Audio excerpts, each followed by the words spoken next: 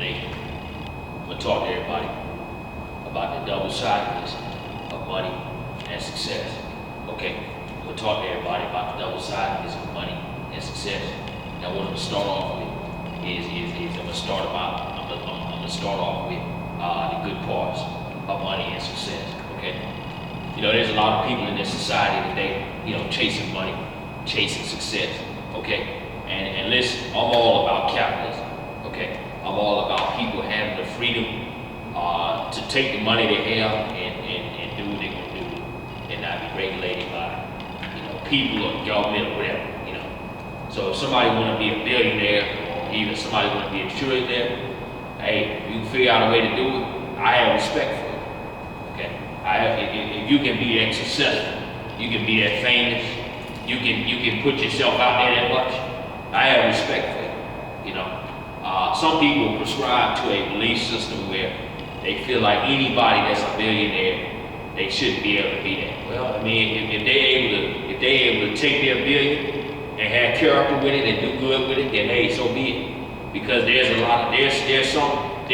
some rich people, okay, that's better in their heart than some homeless people or some poor people, okay. And I've seen this in real life. Okay, I've seen this in real life. For me, it's not about what they have, it's what they do with what they have.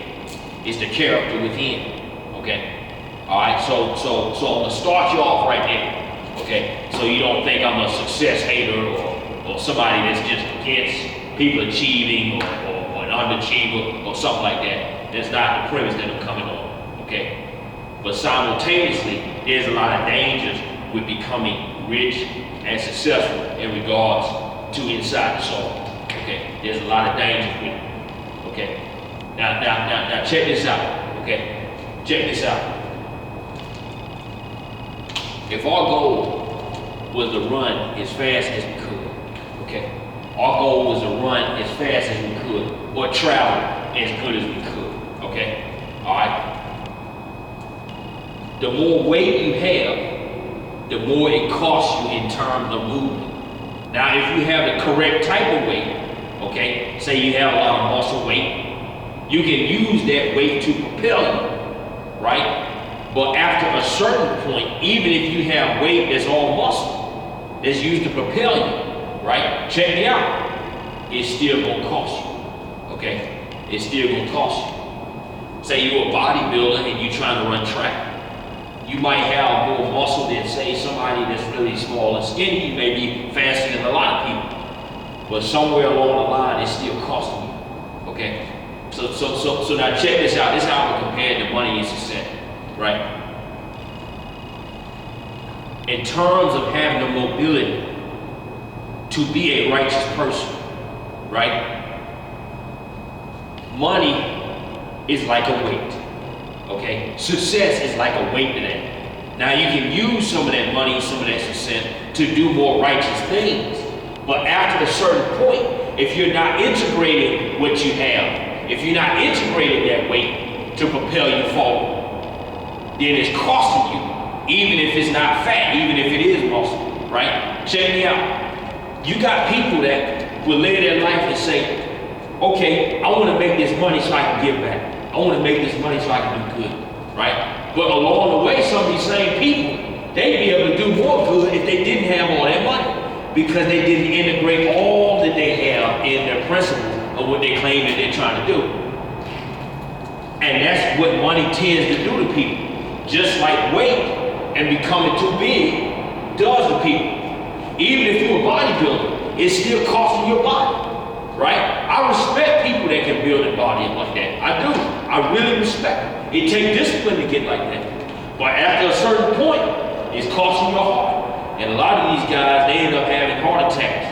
End up having heart failure. Not because they're too fat, but because they had too much weight. So having too much success, having too much money, and that money and success ain't integrated into the principles of who you are, who you're supposed to be. All that money and that success is costing you. It's costing you. It's taking away what got you there in the first place.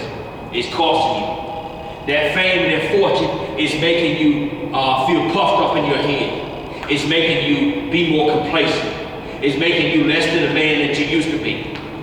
It's making you not be able to do again what you did before. It's making you not be able to teach people like you're supposed to. It's making you be susceptible to all kind of tricks and temptations that you weren't susceptible to before. It can even mess up your kids, your relationship with your kids, mess up your relationships, mess up all these things. Because when that money ain't integrated into the principles of who you are, then that money and success is costing you. Just like the rich young ruler. You know, it's interesting. There's a lot of Christians that talk about God is trying to give me money, or you need to get his pastor money, or you need to get his preacher money. You need to sow this seed. But when you look at that parable, right, Jesus knew the cost of money. So what did he say to him? He said, go and sell your possessions and give to the poor. Now, interestingly enough, right, if he's selling his possession, he get more money. Right? He getting more money. He's able to meet his own needs better than he was before. But when you sell your possessions, you become detached from what the money brings to you. And he told him, what did he tell him? He didn't tell him to give me the money. He didn't tell him sow me a seed. Sell your possessions and go get a poor. Go get your poor people. Go get all these other people. He could have, checked this out. The rich young ruler in Mark 10. He could have took the money, he could have took his possessions, he could have sold all his possessions, or however many possessions, gave to the poor, and kept the money left over, and still kept living. Still kept living and meeting his needs just as good as he was before, even though he sold all the stuff and he blessed other people, right? But most people ain't gonna do nothing like that, because once they get the money, they get too attached to it. And once they get too attached to it, then the money make them become something that they weren't before. The money make them become something that have to keep feeding itself with the success and the money to keep on living. It's like it make itself another organism. It's like what alcoholism do to a person when you drink too much. It make the body take on those substances and feel like it need those substances just to be okay. The money and the success will do the same thing to you if you're not careful. So a person, when they live in their life, okay, a person when they live in their life, they ought to live their life not from the perspective of what will make me the most successful, okay? Don't live your life from the perspective of what will make me the most money. Live your life according to what will make me the better man. What will make me be the man that I'm supposed to be. When I die and leave this earth, what kind of legacy am I leaving behind? What did I teach the people that was close to me? What did they get from me while I was on the earth with them? That's what you need to be focused on. What am I giving to the next generation? What am I giving to the people beside me? What type of example am I leading with my life? Not being the most successful, not being the one with the most money. Because if you do that, you end up losing something that you could have had if you didn't have the money. So that's a double side of success. And what you should do when you have success, you need to integrate it into who you are. And I'm gonna give you two more characters. I'm gonna give you two characters before I get out of here. I'm gonna give you two characters. One character that made a lot of money and integrated the money into who he is, and one character that didn't. Conor McGregor. He a character that let the money make him into a monster. Let the money make him into a person that if he didn't have the money, he wouldn't have been.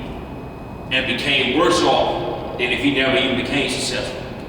But then you got a person like Khabib, okay, who when he was making millions of dollars, he didn't buy a mansion. He didn't buy all the fancy stuff. He lived in the basement, making millions of dollars, living in the basement, giving that money back to his community, so his community can get right, so his people can get right, so his people can get better, so he can invest in other people.